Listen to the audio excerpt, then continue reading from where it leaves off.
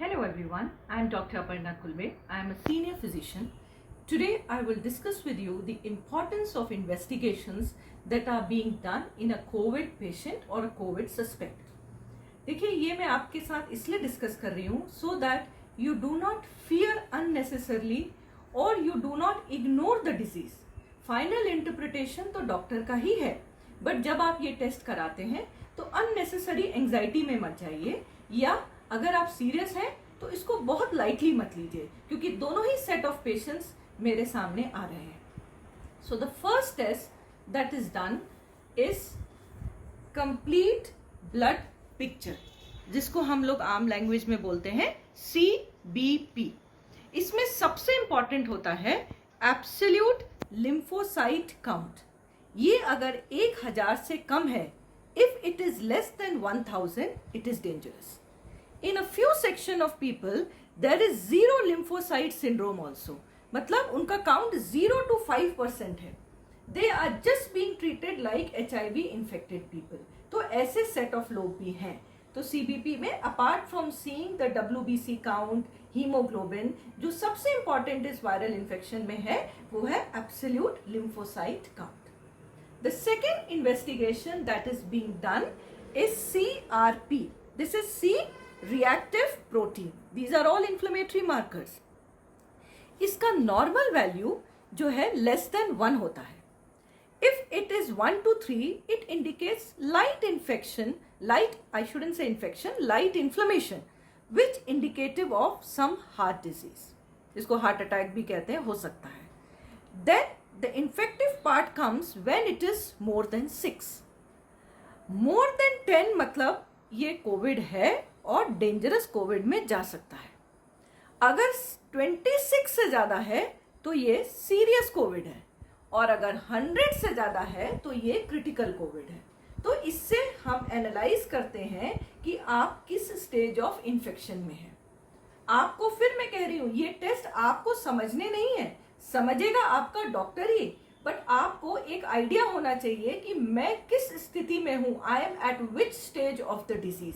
इसलिए मैं ये आपको बता रही हूं. Now the third test that has to be done is, these are again other inflammatory markers. ये भी इन्फ्लेमेटरी मार्कर्स हैं, जैसे सीरम फेरिटिन. ये एक प्रोटीन होता है हमारे ब्लड में जो आयरन कैरी करता है, बट ये इन्फ्लेमेशन में बढ़ जाता है. सिमिलरली सीरम LDH, ये भी इन्फ्लेमेशन में जब टिश्यू डैमेज होता है, इन्फेक्शन होता है, तो ये बढ़ जाता है. ESR, इफेक्टिव सेडिमेंटेशन रेट, ये भी बढ़ जाता है. तो ये सारी चीजें जब हमारे अंदर ये वायरल इन्फेक्शन होगा तो बढ़ जाएगा, और डॉक्टर इसी से एनालाइज करता है कि आप में इन्फेक्शन की सिवियरिटी कितनी है, और प्रोग्नोसिस भी इसी से पता चलेगी. जैसे जैसे आप ये ट्रीटमेंट करेंगे तो ये पैरामीटर्स डिक्रीज होते जाएंगे, मतलब you are improving. These are known as inflammatory markers. Now the other test that is done is D-dimer. ये इंडिकेट करता है कि आपके अंदर, आपके ब्लड वेसल्स में इंट्रावेस्कुलर कोआगुलेशन हो रहा है. जब भी इस कोविड में देखा गया है, it's a kind of viral infection, vessels में ब्लड क्लॉट कर जा रहा है, which is indicated by testing the D-dimer level. इसीलिए कहा जा रहा है पेशेंट को लो मॉलिक्यूलर वेट हेपेरिन दिया जाएगा, ताकि ब्लड थिन हो जाए. अगर ब्लड क्लॉट होने लगा तो ब्लड सप्लाई बहुत इंपॉर्टेंट ऑर्गन्स की कॉम्प्रोमाइज हो जाएगी. So it may go up to a stage of critical serious Covid which may precipitated by DIC and it can be life threatening. तो ये भी एक बहुत इंपॉर्टेंट टेस्ट है जानने के लिए कि आपकी ब्लड की स्थिति कैसी है, क्योंकि इससे ऑक्लूजन होता है, ब्लड बहुत थिक होने लगता है.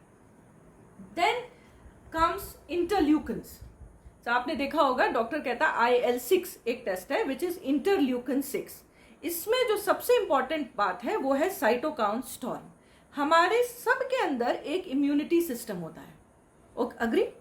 Now when you have this immune system, जब भी हमको कोई इन्फेक्शन होता है, आप कोविड को छोड़ दीजिए, कोई भी इन्फेक्शन होता है, वायरस हो, बैक्टीरिया हो, फंगल है, तो हमारे अंदर की इम्यून सिस्टम उससे फाइट करता है. Okay, and during this fighting it releases cytokines. मैंने आप तो IL-6 बोला है, और भी होते हैं IL-1, IL-6, 17, 12, 18, इतना आप डीप मत जाइए. साथ में tumour necrosis factor, they are all cytokines. ये रिलीज होते हैं. ये अच्छी बात है, दे वायरस ये इन्फेक्शन से फाइट करते हैं बॉडी के, बट इस कंडीशन में कुछ पीपल में it is causing massive activation of the immune system. तो क्या हो रहा है, there is massive release of cytokines. अब मैसिव रिलीज ऑफ साइटोकाइंस होगा तो they will fight with the virus, but they will also fight, they start fighting with your body tissues also.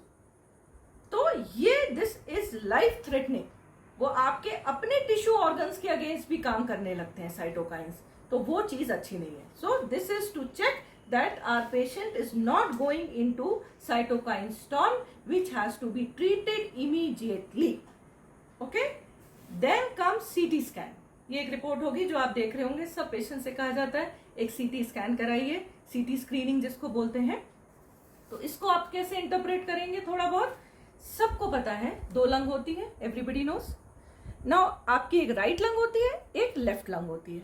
जो right lung है उसमें 3 lobe होते हैं, एक upper lobe, एक मिडिल लोब, एक lower lobe.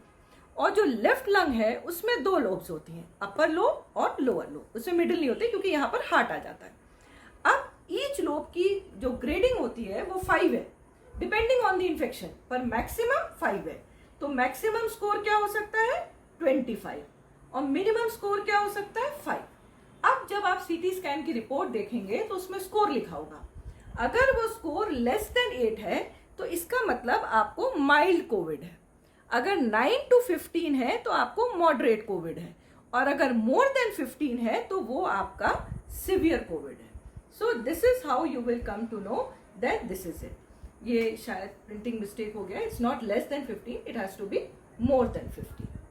So if it is more than 15 it is severe Covid. Okay, now another thing, जब आप CT स्कैन देखेंगे तो एक चीज और आप नोटिस करेंगे कि उसमें एक और ग्रेडिंग लिखी रहती है जिसको बोलते हैं कोरैड ग्रेडिंग। आप देखेंगे उसमें लिखा होगा कोरैड 1, कोरैड 2, कोरैड 3।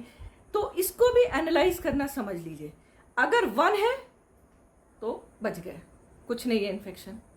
2 है तो इन्फेक्शन तो है पर जरूरी नहीं है कोविड हो। अगर 3 है तो कोविड हो भी सकता है, कोविड नहीं भी हो सकता है।